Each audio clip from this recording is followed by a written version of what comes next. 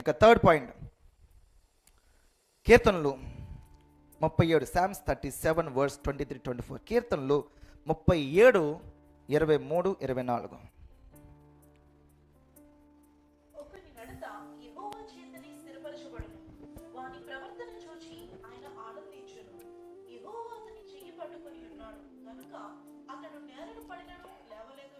హల్లెలూయా. అతడు నేలను పడినను లేవలేకున్నాడు. ఎందుకనంటే యెహోవా అతని చెయ్యి పట్టుకొని ఉన్నాడు. మన శరీర రీతిగా మనం ఉన్నాం. ఒక మనిషికి వచ్చిన ప్రతి శోధన, ప్రతి సమస్య కూడా యేసుక్రీస్తు ప్రభువారు ఎదుర్కొన్నారు. అది వాక్యంలో రాయబడింది. అందులో ప్రధానంగా మూడే మనం చెప్పుకుంటాం. మిగతావన్నీ కూడా బైబిల్ గ్రంథంలో అన్ని శోధనలు అని ఉంటుంది. బైబిల్ అన్ని మానవుడు ఎదుర్కొన్న ప్రతి శోధన కూడా యేసు ప్రభువారు అన్ని విషయాల్లో నిలబడ్డాడు. అయితే ఇక్కడ చూడండి, మనం శరీర రీతిగా మనం ఈ లోకంలో మనం ఉన్నాం. చాలా శోధన, శ్రమలు ఎన్నో మన మీదకి వస్తూ ఉంటాయి.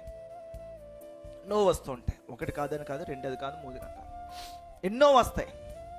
కాబట్టి ఈ రోజు అని కాదు, రేపని కాదు, ఎల్లుండని కాదు. హల్లెలూయా. ప్రతిరోజు ఉండాలి. ప్రతిరోజు మనం ఉండాలి. ప్రతిరోజు మనం చేయాలి. ప్రతిరోజు ఈరోజు నేను బాగా మంచిగా నేను చేసుకున్నాను, రేపు పర్వాలేదు అనడానికి లేదు. ప్రతిరోజు. సో ఈ ప్రతిరోజు కోణంలో ఒకవేళ మన ఆత్మీయ జీవితం ఎక్కడైనా మనం పడిపోయామా ఆలోచన చేయాలి. ఒక మాట, ఒక పద్ధతి, ఒక స్నేహితులు, లేకపోతే ఒక పరిస్థితుల్లో మన మాట విధానం కానీ, పరిస్థితి విధానం కానీ మనం తొలగిపోయామా ప్రభువుని చూడండి. అతను పడిపోయినను యెహోవా అతని చేయి పట్టుకున్నాడు. అతని చేను పట్టుకుని ఉండాలి. దేవుడు మీ చేయి పట్టుకోండి, మనం పట్టుకోవడం కాదు, ప్రభుకి మన చేయిని అప్పగించాలి. ఎందుకంటే మనం దేవుడి చేయి పట్టుకోవాలంటే మనకు నచ్చినట్టు పట్టుకుంటాం, లేకపోతే నచ్చకపోతే వదిలేస్తామేమో. కానీ దేవుడు మన చేయి ఇచ్చేసామనుకో, నచ్చమని రెక్కబట్టుకు లాక్కుంటూ పోతాడు పరలోకానికి. హల్లెలూయా. రెక్కబట్టుకు లాక్కుంటూ వెళ్ళి ప్రభా ఆ రైట్స్ ఇచ్చేయాలి మనం. ప్రభా నా జీవితంలో సర్వము కూడా నీకే, నీకు చిత్తము కానీ ఏదైనా సరే, ఇంకా ఏదైనా అందులో నువ్వు ఏది కావాలో అది రాసుకోవచ్చు. ఏదైనా సరే నాకు దూరపరచు ప్రభా అన్నావంటే వెళ్ళిపోతుంది. హల్లెలూయా. సో కాబట్టి మన ఆత్మీయ జీవితంలో కొన్ని సందర్భాల్లో హెచ్చుతగ్గులు జరుగుతూ ఉంటాయి. మనం పడిపోయే ఒక్కొక్క సమయంలో మన ఆత్మీయంగా బలహీనంగా ఉండొచ్చు. ఒక శ్రమలో మనం పడవచ్చు, ఒక శోధనలో మనం పడవచ్చు. కానీ శోధనలో పడడం అనేది ఒక కొత్త విషయం కాదు, లేకపోతే ప్రభు మనం శిక్షించే విషయం కాదు. కానీ దేవుడు మాట్లాడేది ఆ శోధనలో ఉంటున్నావా, లెగుస్తున్నావా, అర్థం చేసుకోవాలి. సో ప్రభుతో మనం ఒక మంచి సంబంధాన్ని మనం కలిగి వెళ్తున్నప్పుడు అపవాది ఎన్నో అగ్నిబాణాలు వేస్తూ ఉంటాయి. అని తెలుసు కదా, కాయలున్న చెట్టుకే రాళ్ళు పడతా ఉంటాయి. కాయలున్న చెట్టుకే మనం ఎంత మంచిగా మనం వెళ్తున్నా అంత పాపం కానీ, బయట ఉన్న దరిద్రత కానీ మన మీదే పడుతుంది. పని కట్టుకొని మన మీదకే వస్తుంటాయి. అది దేవుడు మనల్ని దీవిస్తున్న విధానం. ఆమేన్. హల్లెలూయా.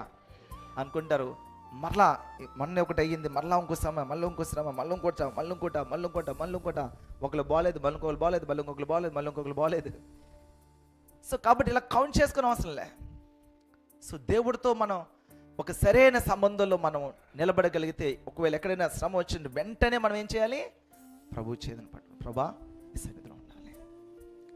ఒకటి చెయ్యి, ఒకరి నడత యెహోవా చేతనే స్థిరపరచబడును, వాని ప్రవర్తన చూసి ఆయన ఆనందించును. యెహోవా అతని చెయ్యి పట్టుకొని ఉన్నాడు గనుక అతడు నేలను పడినను లేవలేక ఉన్నాడు. సో దేవుడి సన్నిధిలో ప్రభు దగ్గర మనం ప్రవచనము, మన వాగ్దానం మనం నెరవేర్చుకోవాలనుకున్నప్పుడు ఆ నెరవేర్చుకునే క్రమంలో ఎన్నో శ్రమలు, శోధనలు వస్తాయి. అవి వచ్చినా సరే వాటిలో మనం నిలబడి, ప్రభా ఎందుకు ఈ శ్రమ వచ్చింది, ఎస్ నా తప్పు వల్ల వచ్చింది, ప్రభా దీని నుంచి నేను బయటికి రావాలి అని మనం ప్రభువుని ఆశ్రయించగలిగితే, అందుకే ఒక మంచి ఫెలోషిప్, క్రిస్టియన్ ఫెలోషిప్, ఒక మంచి సహవాసంగా ఉండాలి. హల్లెలూయా. సో కాబట్టి విషయాలు మనం జ్ఞాపకం చేస్తాం. మన ఆత్మీయ జీవితంలో ఎదగాలనుకుంటున్నప్పుడు అక్కడక్కడ మన మీద పడే శోధన కాలంలో మనం ఇతరుల మీద, లేకపోతే మన ప్రార్థన, విశ్వాసం, ప్రభుత్వం గట్టిగా మనం పట్టుకొని ఉండాలి. హల్లెలూయా.